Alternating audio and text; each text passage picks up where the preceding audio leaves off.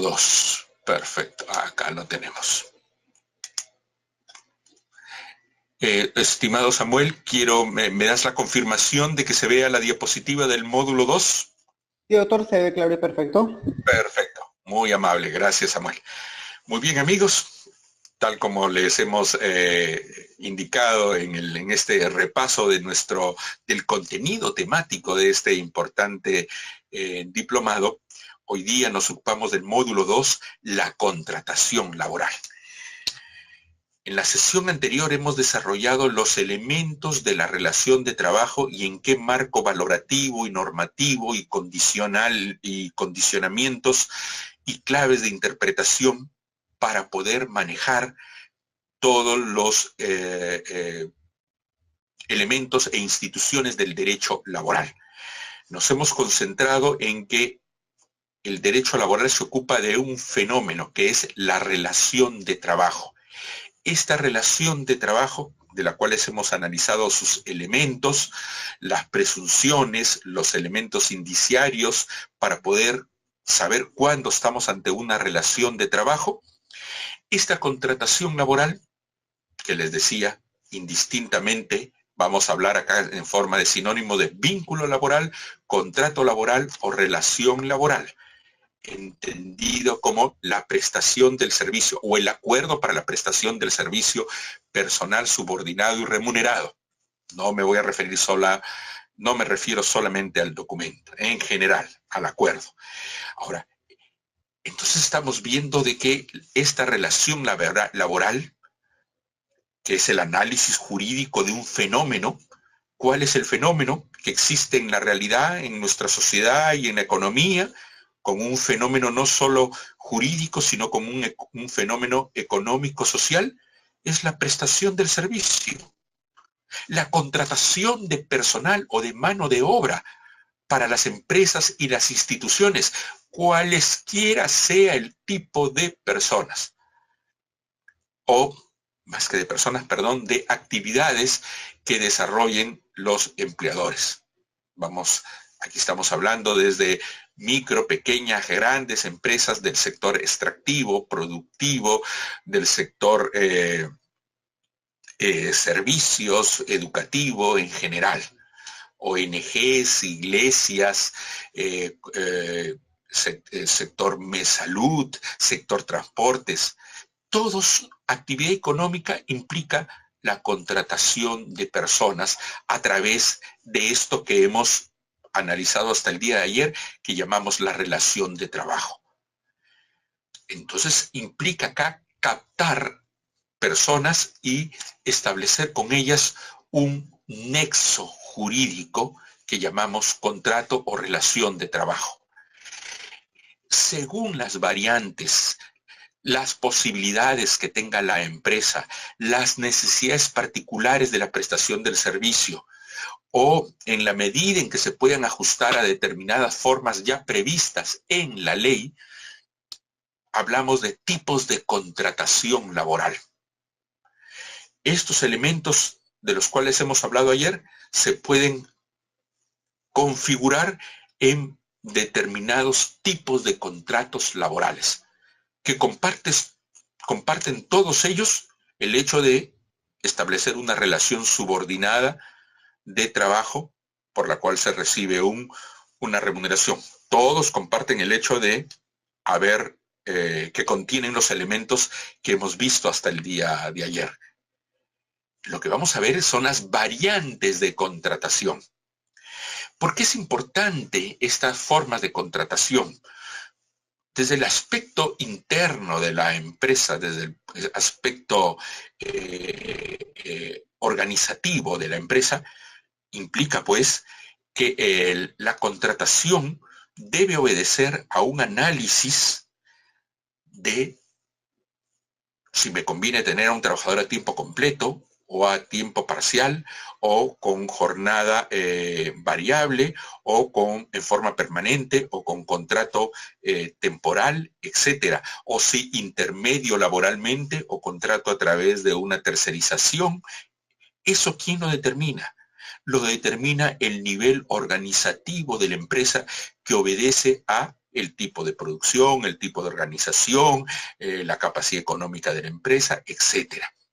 Entonces, la contratación laboral, más que fijarnos en el vecino o en el otro, o porque me lo recomendaron, o porque yo tengo a tales trabajadores en planilla, estos no, o si están todos en planilla, estos los tengo con este tipo de contrato.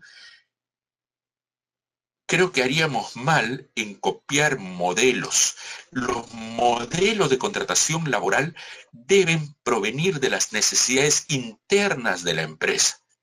Aquí el gerente administrativo, el jefe de recursos humanos, debe contar con el apoyo de un especialista laboral para que le planteadas esas necesidades organizativas que no tienen que ver con el derecho al trabajo, sino tienen que ver con la administración de la empresa, cómo organizar la contratación de personal. Y ahí ya viene el aspecto jurídico laboral, donde determinamos, para este tipo de necesidades, el régimen laboral peruano, el sistema jurídico laboral peruano, te ofrece estas variables. Muy bien, entonces partimos del aspecto organizativo. Luego lo que podríamos llamar el aspecto laboral. Les decía en el punto anterior que si bien se parte de necesidades organizativas, administrativas de la empresa, estas tienen que conciliarse con los aspectos normativos legales, normativos jurídicos. Es decir, que obedezcan a o respeten las normas que están establecidas, que hemos visto que en la mayoría de casos son normas de obligatorio cumplimiento, de orden público. Entonces, el efecto de la contratación de personal, si no obedece o no se ajusta a los moldes establecidos en nuestra legislación, que podemos criticarlos. A algunos nos parecen muy rígidos, lo que llamamos la falta de flexibilidad. Decimos que tienen sobrecostos, que no nos permiten adecuarnos a las variables o a las cambiantes necesidades que el mercado impone a los empleadores, que bajo este modelo laboral somos un país rígido que no permite el incremento de empresas o que las empresas apuesten a un crecimiento, a mayor inversión o a la creación de nuevas empresas o de nuevos puestos de trabajo en las empresas ya existentes. Esto es una forma de verlo. Hay quienes critican eso.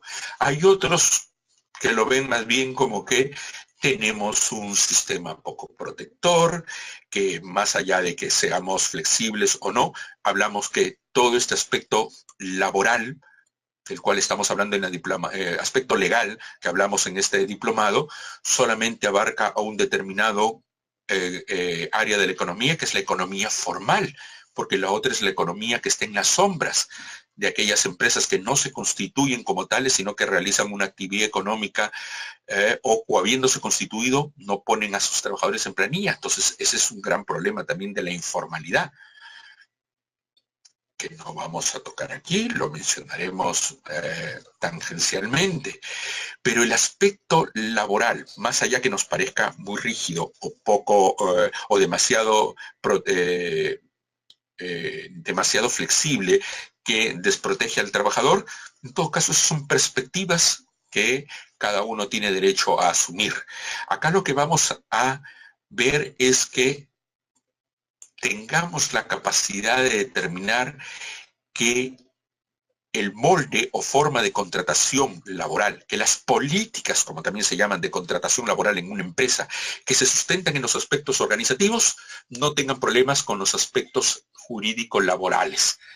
En definitiva, que no tengamos problemas con la inspección de trabajo, no tengamos problemas con la administración tributaria, con la administración de la seguridad y previsión social, con los reclamos que pueda hacer el trabajador en forma individual o en forma colectiva, ¿no es cierto?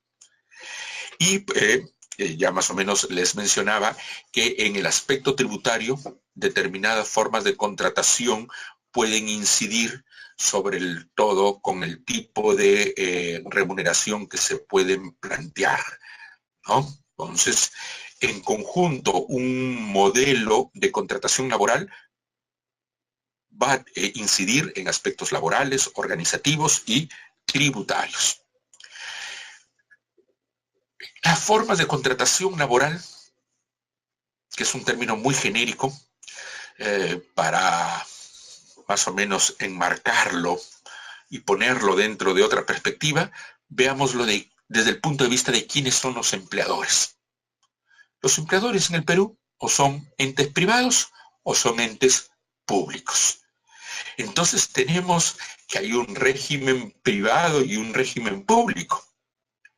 Ahora, el Estado, que debería ser entendido como el empleador perteneciente o que es un ente público, contrata bajo el régimen establecido en forma exclusiva para él, que es los regímenes de contratación del sector público, que puede ser el de la carrera administrativa, del decreto legislativo 276, de la nueva ley del servicio civil, la contratación administrativa de servicios, el régimen de gerentes públicos, etc.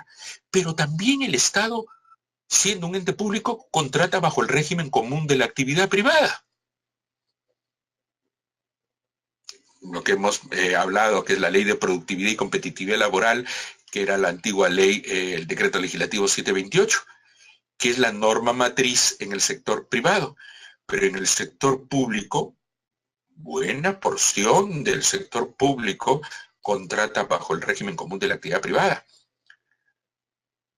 Sobre todo los organismos reguladores, por ejemplo, OCINER, OCINERMIN, INDECOP, y todos ellos contratan bajo el régimen privado.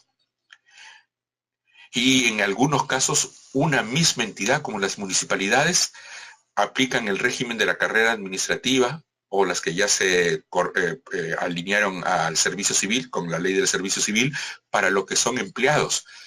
Y los obreros les aplican el régimen común de la actividad privada, lo cual siempre he criticado. Me parece una situación de una esquizofrenia, de una división artificial, de tener dos entes o dos formas de contratación en una misma entidad pública, en una misma municipalidad.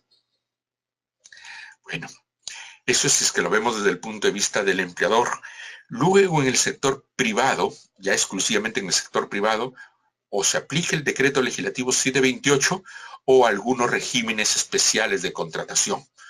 Los más importantes de ellos los citaré, como el régimen de microempresa, agrarios, construcción civil, el régimen de contratación de extranjeros, trabajadores del hogar, las normas especiales de seguridad privada, el trabajo que está relacionado con la salud, los trabajos de estiva y desestiva, el trabajo a tiempo parcial, a domicilio, el teletrabajo, etc. Son variantes de la contratación, ¿no? Variantes o más que la contratación, en el régimen legal que se aplican. Pero acá lo que vamos a hablar ahora en formas de contratación se aplican a todos estos regímenes, ¿no? En el sector privado, que es nuestro foco de atención. Ahora, si nos concentramos ya en el punto esencial, formas de contratación de personal, tanto se aplicó el decreto legislativo 728 o el régimen agrario, por ejemplo, o el régimen de la microempresa, o en el caso de trabajo relacionado con la salud o con la educación, que tienen algunas normas especiales, pero lo que tienen en común es que el personal puede ser tomado bajo ciertas formas. La ley no lo ha puesto de esta manera. Yo he hecho una, entre comillas, arbitraria selección de criterios para clasificar la contratación de personal. La ley no establece esta caracterización o esta estructura de contratación.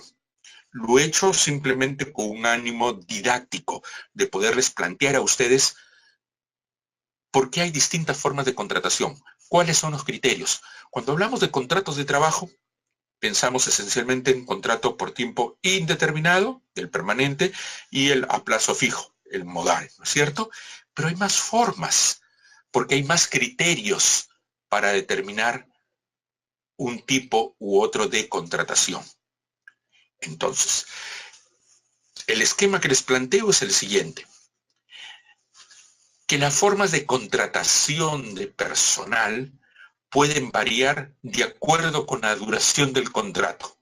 Así tendremos contratos a tiempo indeterminado, que el trabajador es permanente, sabemos cuándo se inicia, pero no sabemos cuándo va a terminar la relación.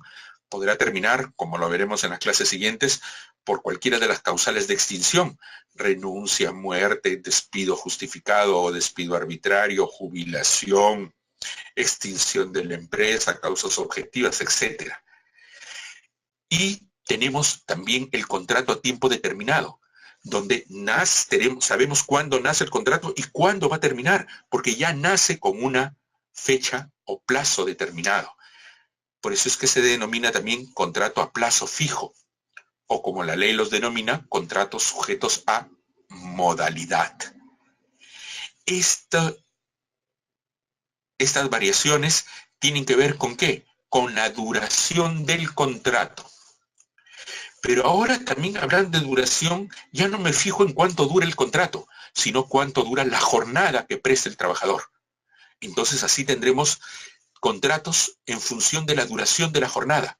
Serán los contratos de trabajo a tiempo completo, es decir, el que tiene una jornada regular de 8 horas o 7 horas diarias aproximadamente, o 6 menos, pero por lo menos más de 4.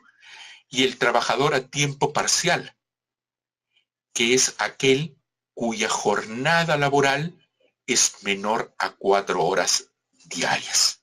Entonces, aquí la clasificación del contrato no es en función de la duración del contrato, sino de la duración de la jornada. Y cada una de estas variantes van a incidir en algún tipo de derecho, o cómo se ejercen algunos derechos, cómo se acceden a determinados derechos, o a ciertas ventajas o desventajas para el empleador o para el trabajador.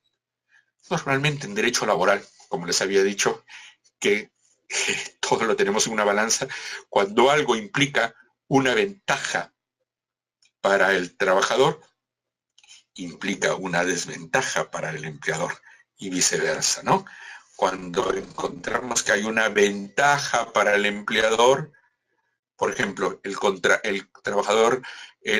el empleador, que puede tener un sistema, imaginemos, súper flexible de contratación temporal, que no tiene que sujetarse, como existe ahora, que hay que sujetarse a ciertos moldes para la contratación modal. Ahí él estaría feliz porque tiene un sistema súper flexible, hay una ventaja, pero la desventaja aumenta para el trabajador.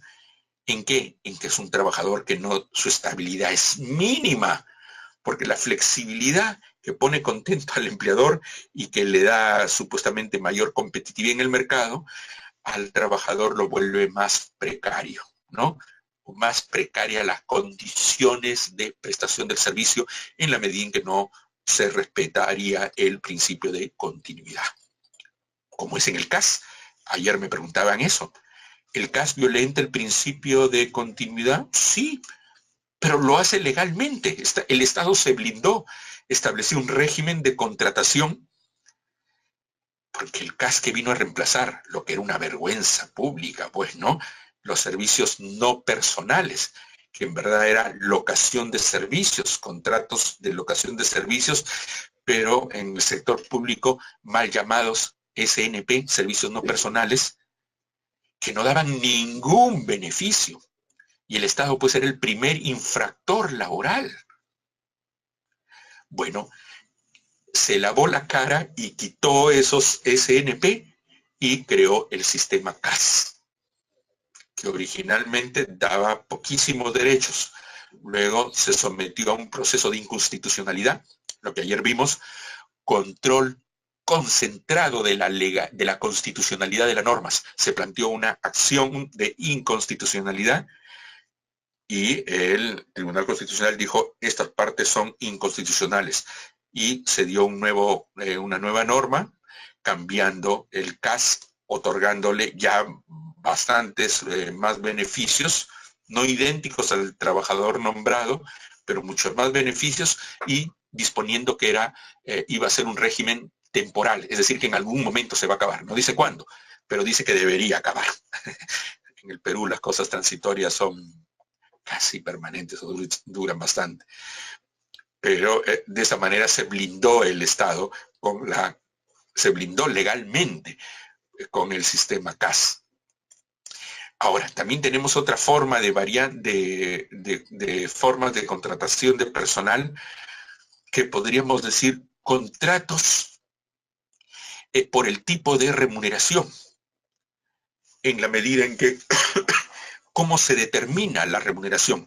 Tendremos contratos de remuneración determinada, es decir, contratos que ya está establecida la remuneración, que es remuneración por tiempo, y la remuneración determinable, que no sabemos cuánto va a ser la remuneración, pero tenemos un criterio para determinarla. Por ejemplo, el pago a través de una comisión, de un destajo, del cumplimiento de cierta meta. Luego, por el tipo de moneda o por la introducción de la remuneración integral. Luego otra variante de contratación de personal es la que tiene que ver por la forma de contratar personal. Se le puede contratar en forma directa, de tal manera que el que recibe el servicio y ejerce el poder de dirección, como debería ser en todos los casos, es el mismo empleador. Esa es la contratación directa. Pero en algunos casos el que recibe el servicio no es el trabajador, perdón, no es el empleador, porque hay otro ente que es el empleador. Eso es lo que llamamos la contratación indirecta o interposición laboral, que son los casos de intermediación y tercerización laboral. ¿Ves? Esta es una forma de plantearnos un esquema para plantearnos formas de contratación de personal. Podríamos introducir otras, pero nos vamos a concentrar en este tipo en este esquema que creo que son los más relevantes. Bien, la primera tipología, de acuerdo a la duración del contrato.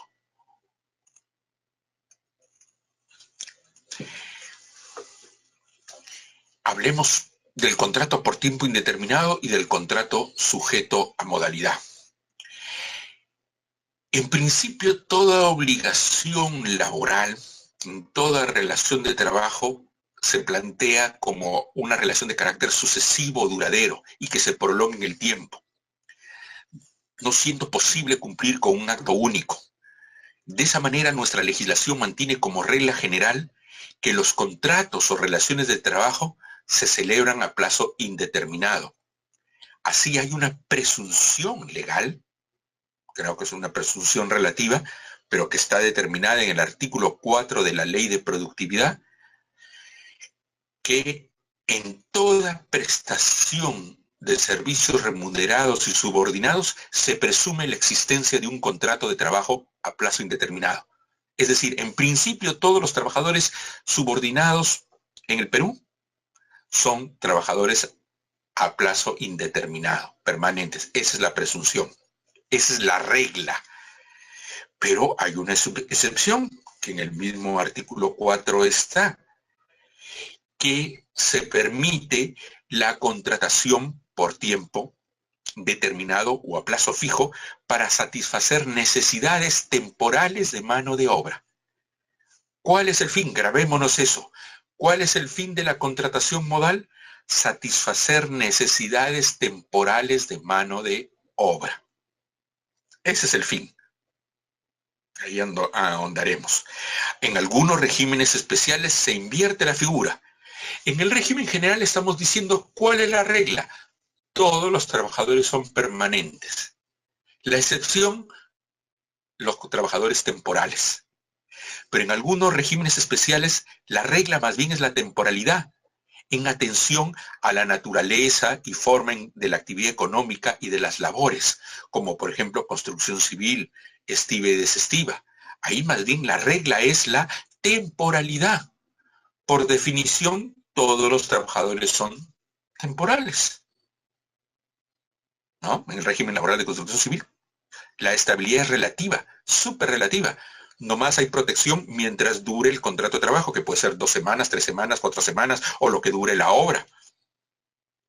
en estiva y desestiva también, lo que dure la contratación para el desaduanaje o para bajar del buque el determinado container y trasladarlo a tal sitio. Ahí ya no solo dura ni siquiera semanas, días y horas a veces, ¿no? Lo mismo en la estiva terrestre, ¿no?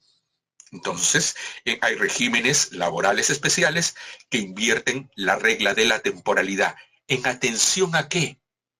En atención a a cómo está organizada la actividad económica. En el resto de casos hemos visto que más bien la tendencia es a la realización de una sucesión de actos de servicio continuo que tienden a desarrollar lo que es el principio de continuidad laboral. Veíamos que la excepción eran los contratos a tiempo determinado, es decir, los contratos sujetos a modalidad o a plazo fijo o temporales.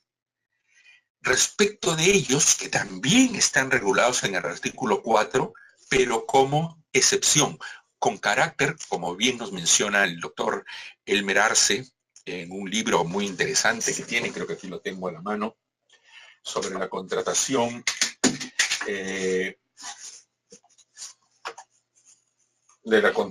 temporal de trabajadores. Bueno, acá tengo subcontratación, pero también el libro del doctor Sanguinetti sobre contratación temporal son de los más importantes, ¿no? El de Sanguinetti ha sido publicado, si no me equivoco, por el Fondo Editorial, y el del doctor Arce por la editorial Palestra.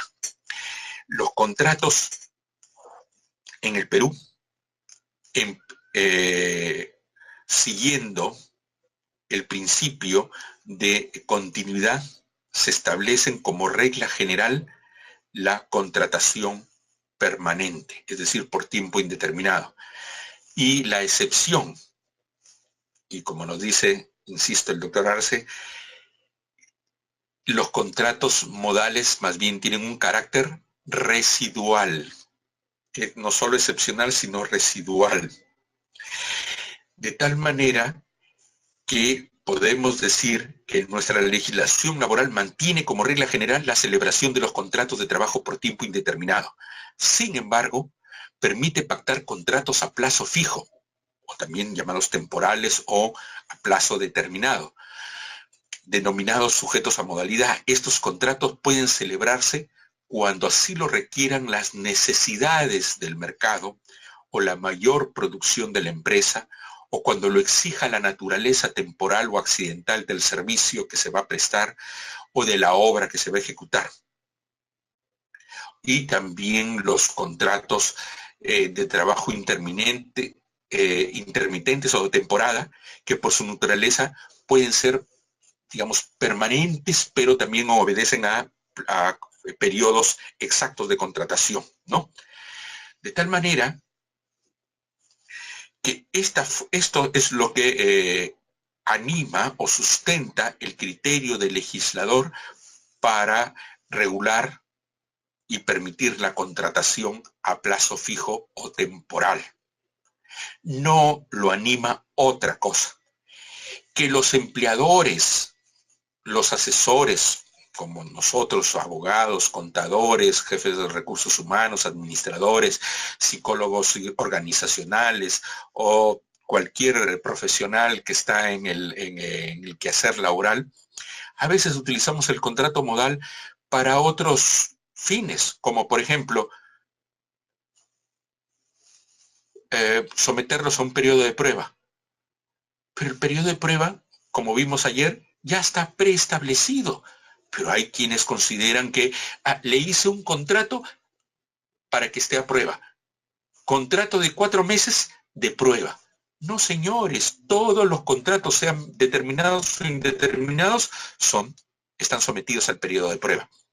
O lo utilizan como instrumento de gestión de personal para incentivarlos, ¿no? Como que cuando nos dicen, es que el trabajador, cuando sabe que le van a renovar o no, se mantiene más disciplinado. Claro, eso hay quienes opinan eso. Otros dicen que más bien un trabajador que está con un contrato modal en forma prolongada no se identifica con la empresa, que no da plenitud su trabajo. Bueno, son formas de verlo. Pero en todo caso esos son instrumentos de gestión de personal y los contratos sujetos a modalidad no son un instrumento de gestión para la motivación de los trabajadores.